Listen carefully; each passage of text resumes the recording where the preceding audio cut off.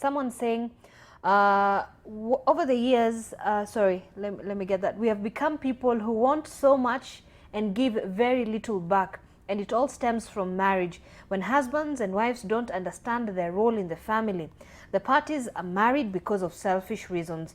Each one wants to be happy regardless of the other party. Daktari, do you agree with that statement, that everybody just wants to get into the marriage institution, probably start a family for their own selfish reasons? I would say not everybody really, but I think there is that a kind of mindset that you are getting into a relationship to receive, not to give. But if you look at the primary definition of what is the nature of marriage, is a female and a male meeting, and they decide. Both of them actually making the decision to live together. One, to be able, for the good of each other first, and then secondly, of course, for the children and the education and the rest. I think there's a lot that we can talk about that. But there's that sense of common good from the word go.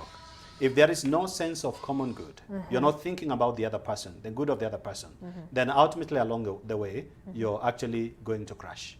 So it has to get to a point that I'm actually here for your good, and now the Ubuntu spirit will go back to the African spirit.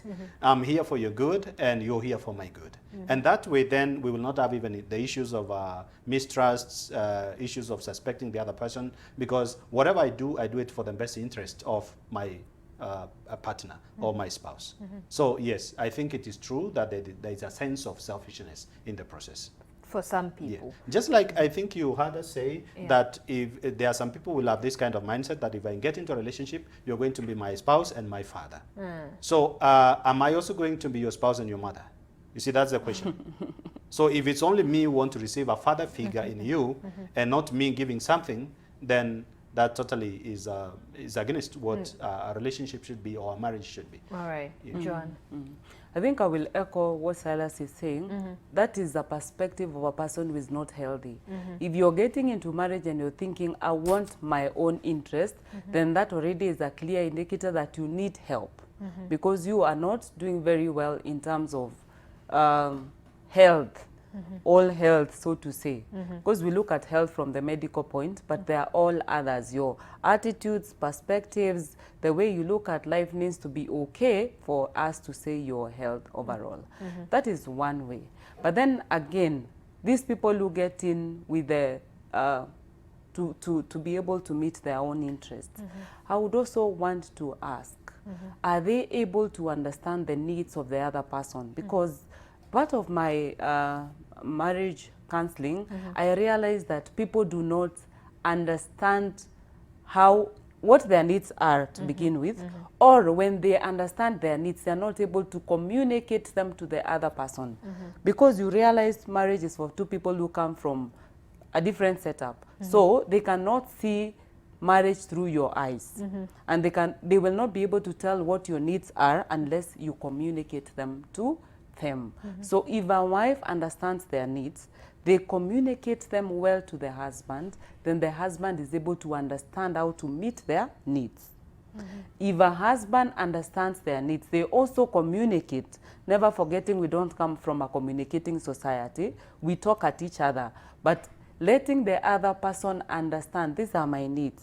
Like if I was saying, these are my needs, this is how I want to be loved. When you come and spend time with me at home, when you talk to me during the course of the day, and when you don't shout at me, I feel loved. See, that is clear. But so now communication is definitely an issue here.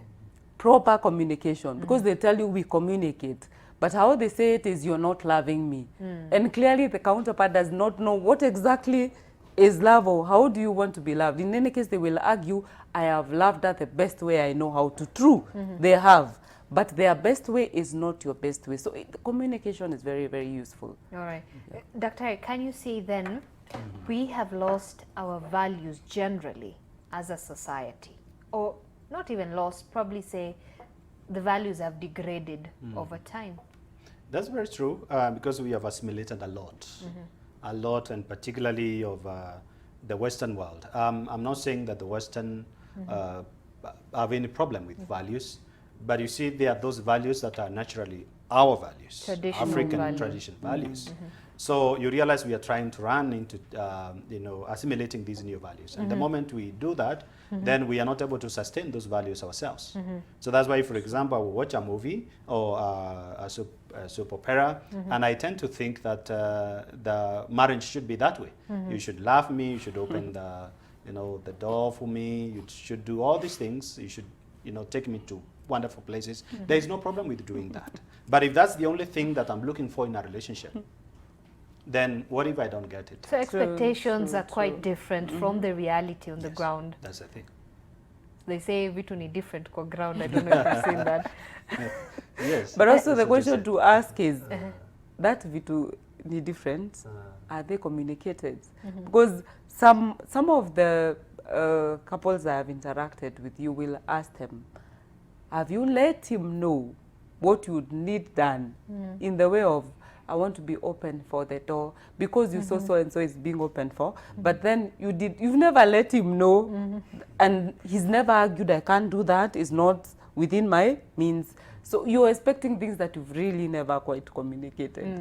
So again, as much as expectations are different, if you're buying into these other values that are not originally African, quote unquote, then they need to be very well communicated so that this person knows if they can fit into those values or they are not able to fit to. And when two people agree that hapo sitafika and this one I am able to get to, it creates harmony other than expecting and getting very angry that he is not meeting them. All right.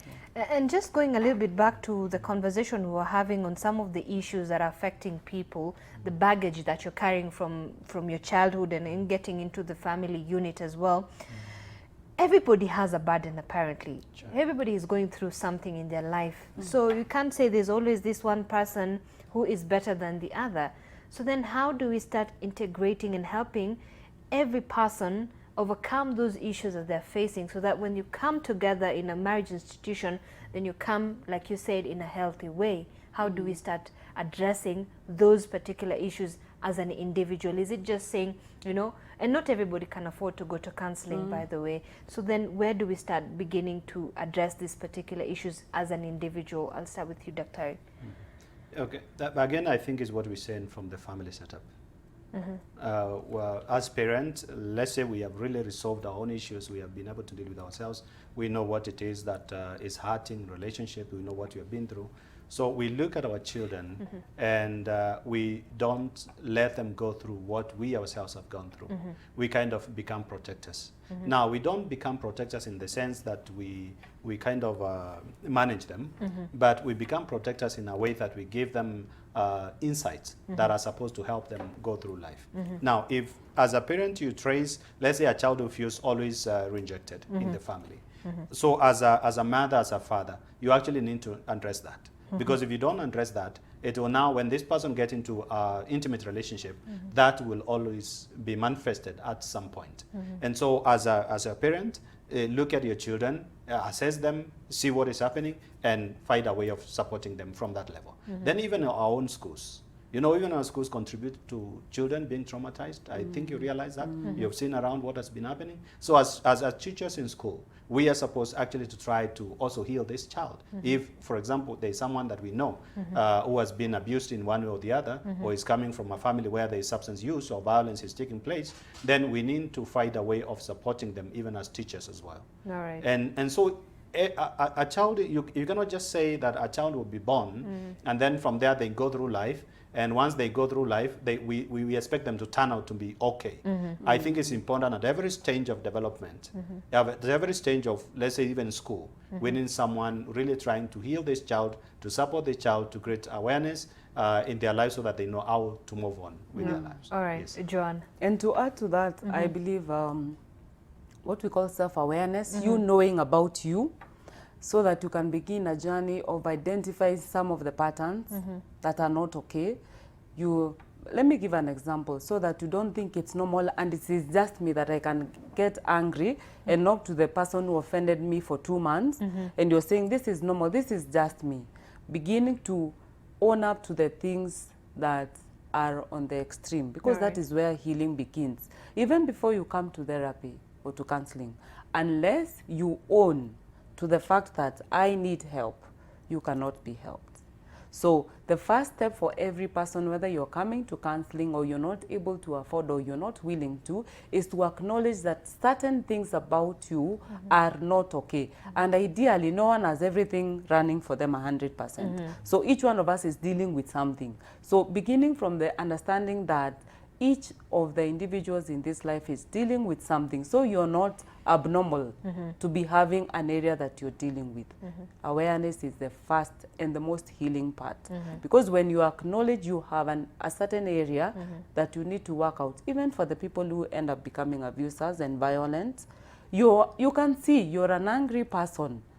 Even when you don't have a spouse or someone around, you will hit on stuff. You will, hold yourself together because you're feeling like you can punch everything. If you acknowledge at that point you have an issue that needs help, not necessarily through therapy or counseling, then you begin to see there are very many ways of healing. There are very many. We are in the information era. You can understand how to heal this, how to deal with this. A person who wants to grow will grow through therapy or through other means. All right. Yes. And Martin here says that the cost of living is apparently also an issue. So the cost of living and the need to make progress in life has dealt a deadly blow to the family unit, as the traditional bond is sacrificed for economic, educational and professional growth. Daktari. So we have decided to sacrifice this bond of a family because we need to take care of the economy. Cost of living is spiraling. We also have educational and professional growth. So we'd rather continue with our professional, making sure our career is definitely at the peak of it, but then at the end of it all, we're sacrificing the bond, the family. This is a damage to the family unit. Do you agree? Yeah, I think there's a lot of that happening because people, of course, want to be stable financially, even before sometimes getting to marriage, or you're actually married, but you want to do a higher degree, and so you kind of relocate to another country far away from home so that you can grow in your career. There is no problem with doing all that, but you see at the end of it all, we say that we need a sense of balance. I know that is almost like an ideal state, but however, if we are constantly aware of it, if, for example, I'm working long hours, I will create time for my family, for my children, and for my spouse. If I can do that, even if it's one quality hour, just 1 hour even in a week, is actually will take us, through a lot. Because other than like what we began with, every time I get home, I'm always on my phone and all that. So even if it's 30 minutes in a day, sit down with the children. Ask them how was their day. Tell them also how was your day.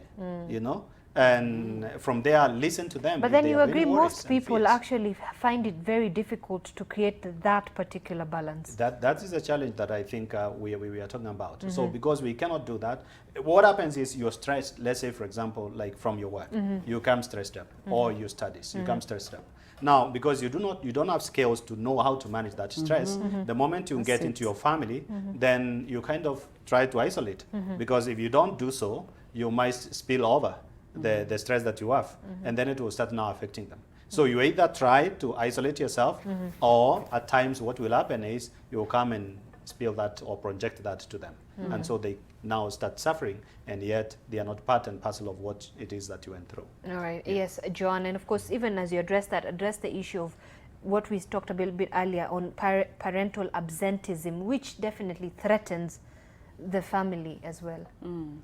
Let me begin by picking from what Silas is talking about, the skills, because as we grow professionally and economically, are we growing in terms of soft skills, like how to solve problems, how to deal with stress? Because unless we grow in this area, then we'll also be growing in some extremely and being brought down by other very important areas like solving problems and dealing with stress and decision making and all these ones. So as you grow always wise, then learn these other soft skills that are going to continue to take you higher other than bringing you down. And on connection, I still believe also that everyone was taught how to connect by the way we grew up again, and I cannot overemphasize that, I know. And when we grow, it is not time that lacks for connection. It's the fact that we do not know how to connect. Like you think, when we come back home, clearly we can put our phones and even walk to the kitchen where one of us is and just have a chit chat and connect very well. Then go back to your normal other things that you have to do. But are we able to do that? The answer is no, but not because of lack of time per se. But today I would want to talk about this notion that has been all over, and I've seen it on social media. I've heard it from people that as a man grows, accumulate your own wealth. Because when you grow old, your woman who is your wife is going to recruit children to be in one coalition, chama moja, and you will be isolated. And I have seen men support it with evidence, because so and so, see, when they grew old, they were left by the children and the mother. It does happen. But the issue is not the mother leaving you. Children are very smart, right from a tender age. When a father is present for them, they will not leave that father at old age. Why? Because connection started and it continued to grow. So especially today for our men, please be there for the family. Not that women are excluded, but because women, by virtue of culture and nurturing the way we were taught, they are a bit, but I wouldn't say totally also. So as the woman draws closer to the family, let the man deliberately decide, especially if you're accumulating wealth and you're growing your career, because you will be very lonely at old age, not because they abandoned you, because you have actually never been there. So if parents would understand the consequences of being absent, that when they need, because when a parent grows older, what they need is now that emotional, wellness from the children. But if you've never been there, in your time of need, they definitely not be there, not because they are revenging. You didn't teach them, number one. Number two, they did not connect, so there's nothing much you can come and do together. So if a parent would be present for no any other reason, then be present for yourself, so that when you need your children or the society basically to be there for you, they will be there because you gave time to them. That is how life works. Right. So on absenteeism, the psychological effects are major. In fact, in my dealing with marriages, there is no marriage that survives where the husband and wife are not connected, emotionally speaking. And that is what we are calling bonding. And this bonding has to be done deliberately. So you can have everything that everyone admires, but if you're two strangers in the house, you'd rather have someone out there who you find more connecting than your spouse, who is right here and maybe present even time-wise, but ni stranger too. So giving that is time, definitely a quite difficult issue to deal with. And I mean, okay, fine, so there have been discussions over the fact that even if we do not have an emotional connection within our little family, we have to stick around for the children. That's what most people say. We have to stay there. Then my question would be, if you can get a full bread, why take half? Because any human being was created with the capacity to bond. So if you do not know how to bond, then you need to learn. If you're healed emotionally and so you're wounded, you cannot connect, then invest in healing so that you can be able to bond. Because why take half a thing? For me, I would think a marriage would be extremely boring if all you do is live for children. So even at that point, how well are you so that others come first before you? Because you need to come first, then you have what it takes to offer others what you already are enjoying, other than thinking about offering others what you actually don't have. All right. Dr. Maybe you add something to that. Yeah, if we actually realize how relationship impact human beings, I think we would invest a little more on relationships. Because every person you see around, and I can say that 100% of human beings that you see around, they have been through a relationship. And so they are hurting or they are happy because of a relationship somewhere. So if we can truly invest in relationship building and, you know, trying to strengthen that relationship, then I think we'll be a better, healthier society. Such that when we get into marriage already, we have been very well cultured in the area of relationships. All right. So relationships, I think, are more important than any other thing, career and the rest. I'm sorry for saying that because I know there are people who probably have different ideas regarding that. But the truth is, if you are the president of the nation, you have all the kind of money, you have all kind of, you know, people look at you as a celebrity or whatever it is, they bow on you and they do things. You just cough and people start doing things, you know, and then you go back to your home and your home is not doing very well. I'm telling you the truth. You're not going to be a happy president. You're All right. right. But if you're a very happy person and in your relationship and things are not working at workplace, somehow you have a place to go back and bounce back, you know? So that's why relationships really are key. So you can invest on that. And as she said, every one of us has that capacity. That's why normally I say there are no two people who are incompatible unless they actually agree not to be compatible. Okay? Unless or otherwise someone has a mental problem, now you cannot be able to, you know, to align to the other person. But otherwise, we can invest in the relationship and make it what she said. If you can have a full bread, why take the half? All right. Yes. Now look at this new trend, single parenthood, and you have a lot of specifically women who decide to raise their children by themselves. And this is because the reason they give mostly is the men have abandoned the family, or the men cannot be able to take up the responsibility that they should have from the very beginning. So then, according to the Kenya Demographic and Health Survey report, the latest one, nearly 45% of all children in Kenya do not live with their both biological parents. They're in mostly a single parent home. And this is a big issue, right? Joanne, I'll start with you. I mean, so then we have it here. We're talking about the family unit. We're talking about raising children by both parents if they're both there. But then there's this growing trend, almost 0.5% of the Kenyan population sort of like moving towards single parenthood. So how is this affecting the family unit? How would I deal with the effects before talking about the causes? Because the question to ask is, why would someone choose single parenting or being a single person all their life? Ideally, marriage is beautiful and we all know that. So why would someone choose? And I'm talking from, starting from the ones who are single parents by choice. So most, and again I would say over 90%, most of those who choose to be single parents are wounded people. What was the man in their life doing? What did they do? How did they hurt them that they learned that men are not good people to live with? Or the vice versa is true, because there are also those who choose to be single parents who say they are single parents by choice. What did the woman in their life do? In my investigation, most, and I say again over 90%, you will always find that there's a very key person who hurt this person's life. So again, if someone is choosing single parenting because they are wounded, then why not heal and begin the journey of enjoying a marriage that everyone is created and has the capacity to enjoy? That's number one. Number two, the rate at which people say men abandon them. Well, I know that is no argument. There are men who abandon, but also I would ask, are women putting themselves in situations of being abandoned?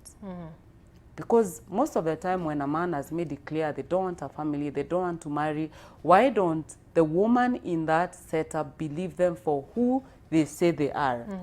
What makes this woman to imagine by loving them so much, by being their wife material, quote unquote, I don't know what that exactly is, then they will qualify to be married by this man who has already said they don't want a family.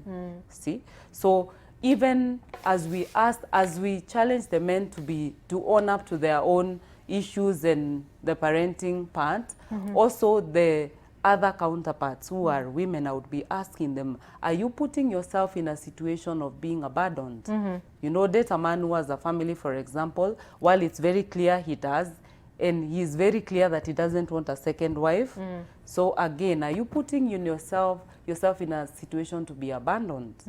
Because we cannot only put the responsibility on the men exonerating the women. It's both ways. So, but there are other genuine people who thought something was going somewhere, or even who were in a marriage and it didn't work. Probably it was violent or any other reason that made it not work. Now, those are exceptions.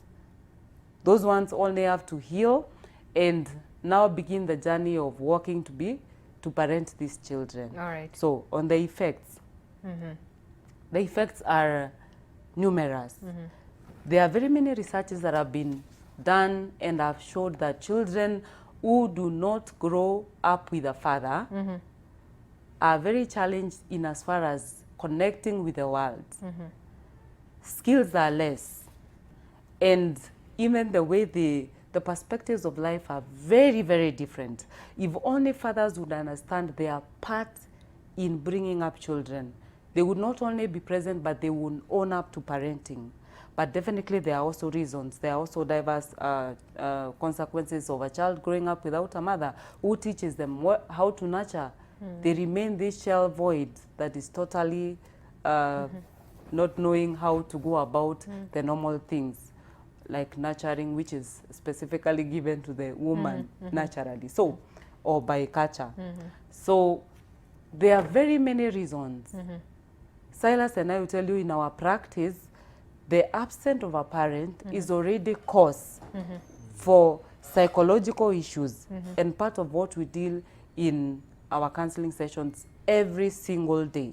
But look at it this way, this is already a new norm. And you have, you know, young women saying, you know, I do not want to get married. This is the life I have chosen. And from the statistics I said, I just would like to clarify, most of the results of the people in a single parenthood are due to divorce, separation, death of the other parent, or it can be that the parents were never married in the first place. I'd just like to clarify that. But even as we go forward, of course, we take a look at the person who says, this is a life I'm choosing and I want to raise my child by myself. And of course there are consequences, you say. What if this person is able to fulfill all those conditions that are needed for both parents, for the child? Is it possible? Now, Silas said something that I would want to pick on before he talks. He said that a mother cannot be a mother and a father. And ideally, a child needs two parents. All right. Because none can fill the cup of the other. So this notion of I am a mother and a father, or I am a father and a mother, is absolutely not true. So as they choose, for me, I would say at the point of making that decision, they are being selfish to this child, because the child needs two parents. So, and the day I find 100 women who were not wounded by a man in their life, and they are saying, I am choosing to be a single mother, then I will be part of that research. The day I find, I am yet to find in my work of practice. Dr. There are some very interesting statistics. I think it's important we share them here. When you consider the children who are coming from a different setup of a singlehood, if you consider, for example, those who have the father or the mother has died, those children actually seem to have less psychological issues as compared to those who have parents have divorced, or parents have separated, or a man or a woman has decided to just be with a child and doesn't want the other partner. So if you look at it that way, you realize that those who are coming from where parents have decided that actually I'm going to be single, they are really challenged. True. And even those who have separated and those who have divorced, they are really challenged. But it's better for those who are divorced, and we are not really saying divorce is good, but we are saying it's better if you look at, you consider the better good. In this case, you realize that those who are single, and no one in their lives, their father is not there absolutely, it's only the mother and the son, okay, in this case, you realize that the son is actually affected so much. Because where they have divorced, maybe they have created a forum whereby a father can see the son or the daughter once a week or twice a week or once in a month. Okay, so that is a little bit different. But where cases where maybe a spouse has died, actually children they're almost like normal, like other children. I don't know how, I can't really explain why that happens, so, but that's a reality. Now, the moment you choose to begin a family, let me call it a family, because where children is, there should be a family. So when you decide to have a child, without a spouse, without a father, without a mother, then just prepare yourself that actually what you're beginning is a battle that you're going to battle with through and through in your life. That's a reality. And as she said, it's a selfish idea. Why would I want to have a child who doesn't have a father? Because what will that child feel? Yes, for me, I may feel good. I have a child, okay? I'm able to provide. I can actually provide. But you see, there is a part that you're not able to provide. You can provide money, and we have seen many children coming from the Western world, coming from UK, coming from US. They have been provided everything, given everything, taken to the best university, but they come home as substance use, addicted people, seriously addicted. Why? Because they were provided with everything, but there's one thing that was lacking, the bond, the emotional connection. That was not there. The male figure was not there. The female figure was not there. And so this child really feel already they are deprived of something that's so essential in their own lives. So by replacing a human being with something, it will never work in the mind of a person. Because we are wired to actually thrive in relationships. Yes, John. I would want to add something there so that those who are single parents, not by choice, will not be feeling like this is a judgmental forum. If you are there not by choice, the only thing you can do is give your best. Because even especially for those who have lost spouses, there are things that have no control, even some divorces. And therefore, if you're in that setup because it is not by choice, that is okay. This forum is basically preparing for those who would be willing to choose that path. Because then that can be preventive. Okay. But if you're already there, there isn't much you can do. You can only give your best and probably expose your children to forums where they can be able to get this kind of nurture, you know, this kind of bonding in healthy places again. Okay. If you have relatives who can be there for them who have the opposite gender, that would help. But again, I would say be careful with that so that they are not the source of abuse. If there's someone you trust and as the interest of your child, it does help. It does help. But if not, just give your best. Yes. I'll ask, what is the importance of counseling, premarital counseling, and even counseling when people go issues? Why is it so important to deal with these issues through counseling before it reaches to the level of, you know, divorce and domestic violence, John? Let me begin with premarital. Like we said, all of us have a wounded self. Some in higher levels, others are in lower levels. But because of these baggages, tumizigo turefu twingi too heavy we carry. Yes. So merging together is not easy when everyone is looking at things from their own levels of woundedness or pain. All right. So premarital helps people to identify their areas of pain and helps them to deal with the patterns that did not work for them. Because if they do not deal with the patterns that did not work for them, for example, we were beaten very much as children, not me, I'm just saying an example. The person who was beaten a lot will come to parenting and believing the only way of discipline is beating. But it did wound you.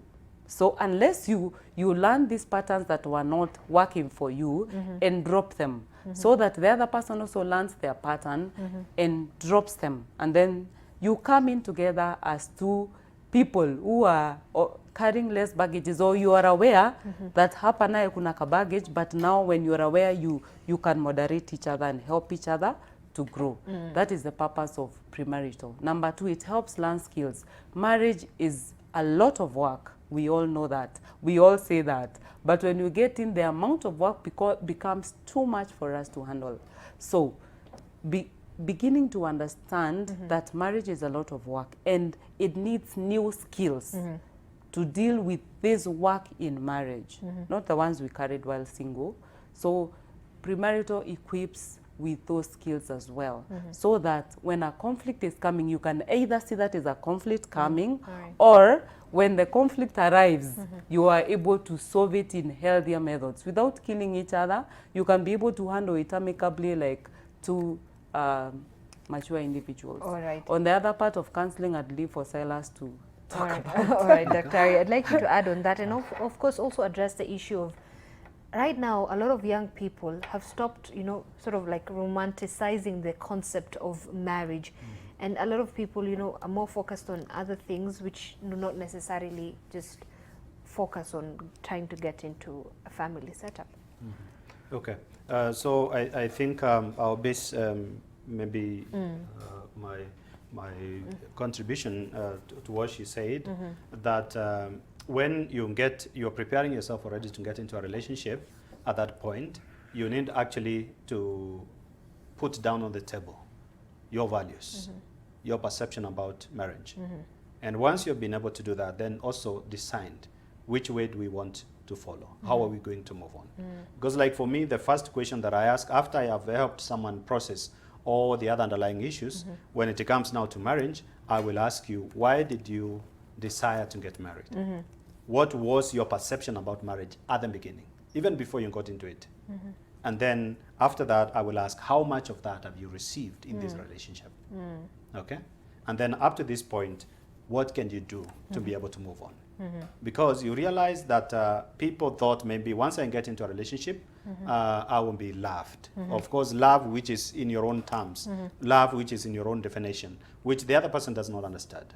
Okay, so when you come into this first session, where now you're focusing on values, you're communicating what it is that you define as value, I mean as love. So when you talk of love, what do you mean?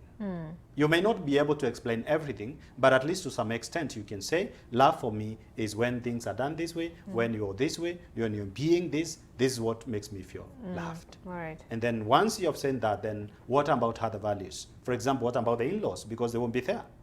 It's something that needs to be discussed from the one go.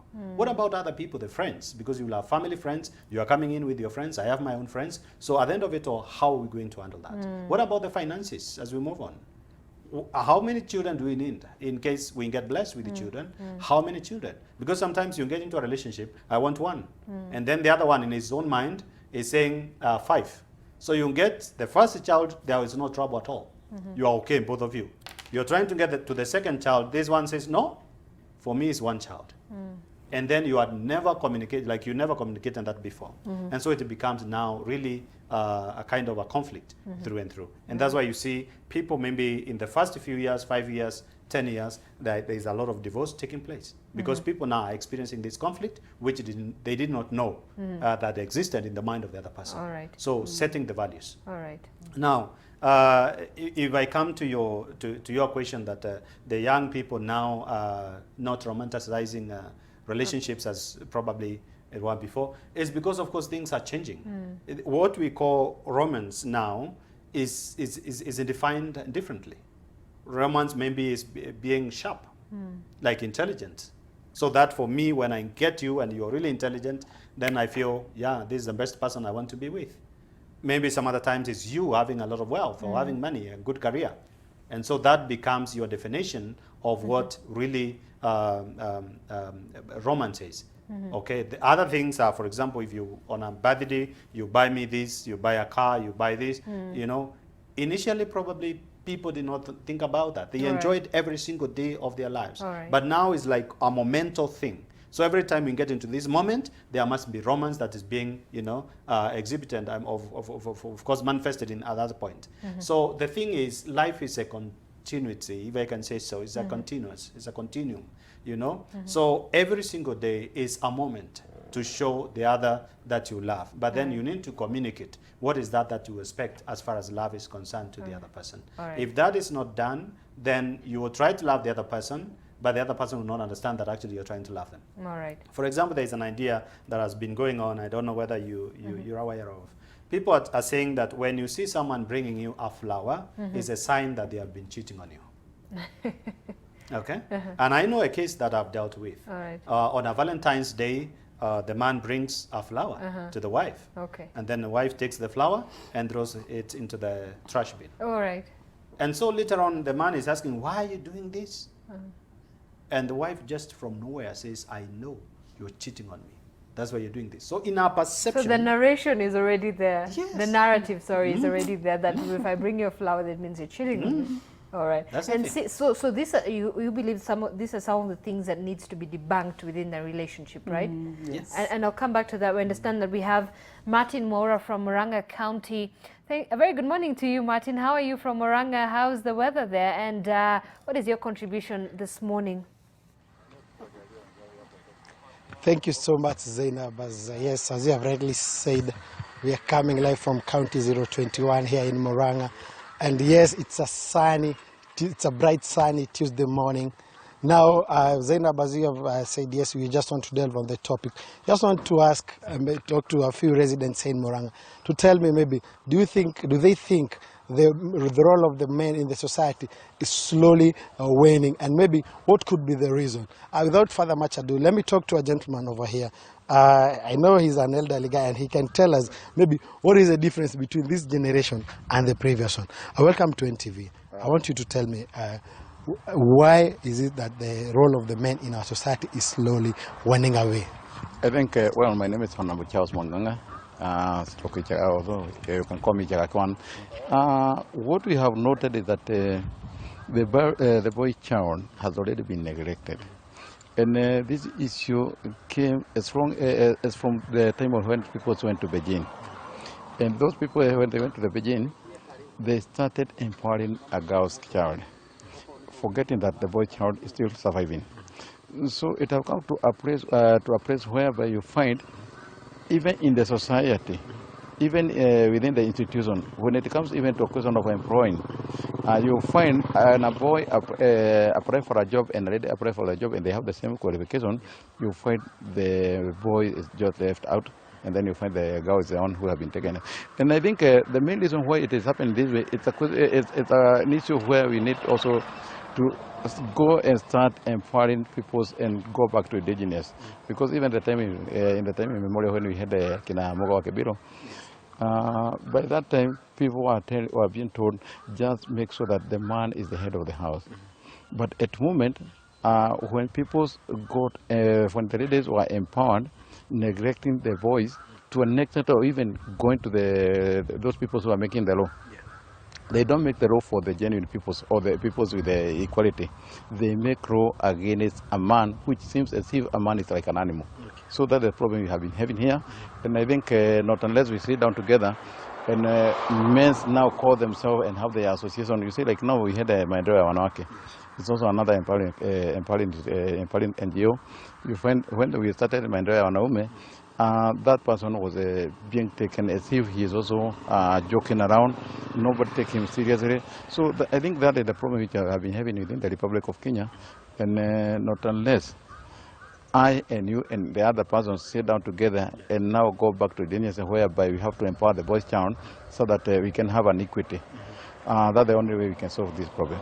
Yeah, thank you. Thank you so much for your sentiments. And maybe before I let you go, do you think you are a bit elderly or compared to us. Maybe do you think even the parents, the yesteryears, parents used to sit down and advise the couples. Nowadays, do you think it is happening? You see, what happened is that the parents of our days, like my parents, in fact, I remember even when I was going to the class, they used to wake up early in the morning. Then if I failed to go to the school, it was the parents were to be with me. Na mama anasema ni kama imam and my kaboy my kadade baba. So at the end of the day, you find the parent has already failed. In fact, the time we were talking about the heroes of the country, our messengers of the country were our parents. But now the parent we have is a parent which you can say they are also part and parcel of this decade, whichever is bringing all these issues here. Okay. Yeah. Thank you so much for your time. Let me talk to another gentleman, a young gentleman over here. Welcome to NTV. Karibia, usiogope. nataka tunaona wewe kijana mdogo. I want you to tell me, I know you maybe, I want you to first tell, are you married, and maybe why do you think that the role of a man is slowly waning away in today society?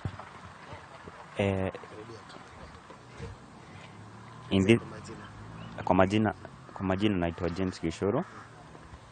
Mimi nimeoa, niko na umri wa miaka 25, na kulingana na maoni yangu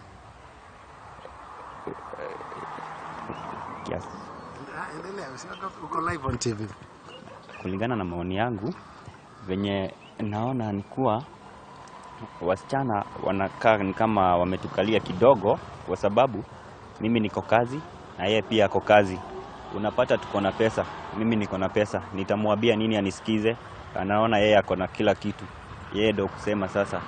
Kwa maana alafu tena kuna hapo zamani tulikuwa tunawekwa na wazazi wetu kwa jiko, tunahadithiwa, tunapewa hulafa, hekaya, hadithi za mazimwi, lakini in this generation you can't get the parent who can advise you.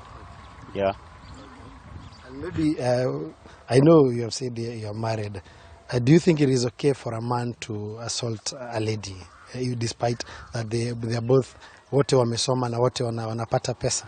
No, because I understand that man is the head of the family, so there is no way that a lady can be head of the family.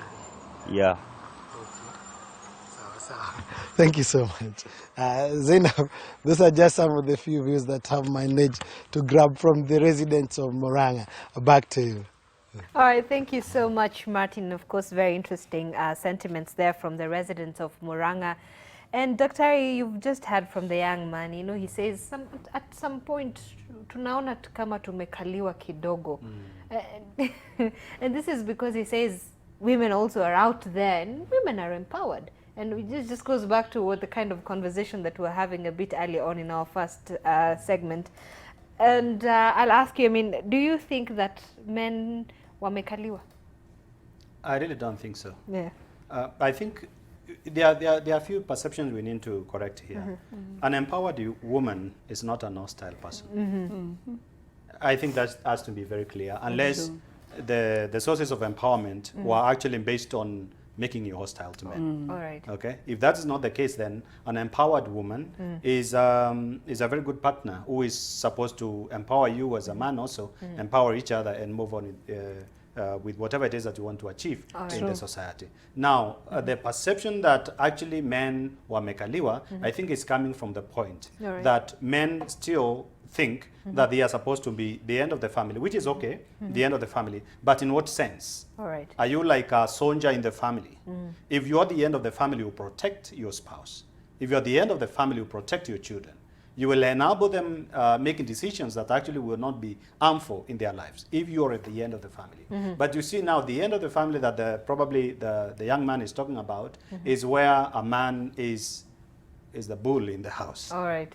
And okay? And so when a woman comes, empowered also, maybe a governor somewhere, and you're a hand teacher, who is your spouse, you're a man, then you feel like you have been dethroned.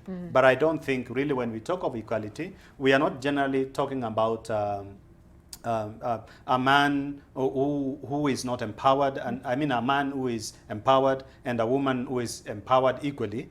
But basically what we are discussing here, what we are talking about here is a man able to understand that there is a woman who has different roles in the family, and I have different roles in the family. So as long as I can play my roles and you do your roles, then we are good to go. All right. Okay. And maybe just the other issue that also came out very clearly was the issue of the lack of mentorship, especially from the older generation.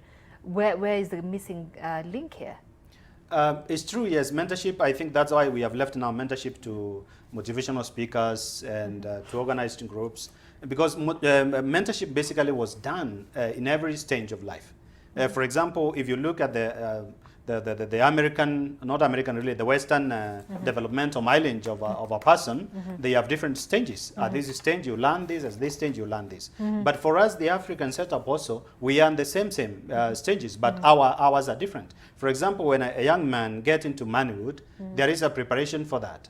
And when that preparation is done, there is a curriculum that you're supposed to go through at that moment. So you're constantly being mentored at every stage. So you're being prepared to go to the next stage. If you're completing, let's say, for example, class 8, you need to really be prepared and be mentored. How is life in the high school? When you get to high school, as you prepare yourself to go to the university or college or whatever, then again, are you mentored to do that? So the problem is that actually, as you're saying, parents, maybe we don't take it seriously, that we actually need to mentor our children. And not to leave them to other mentors. It's okay for them to be mentored by other people, but then at the end of it all, have you done your part as a parent? All right. And very briefly, before I go to Joanne, your last remarks, very briefly, on how the family unit can be salvaged.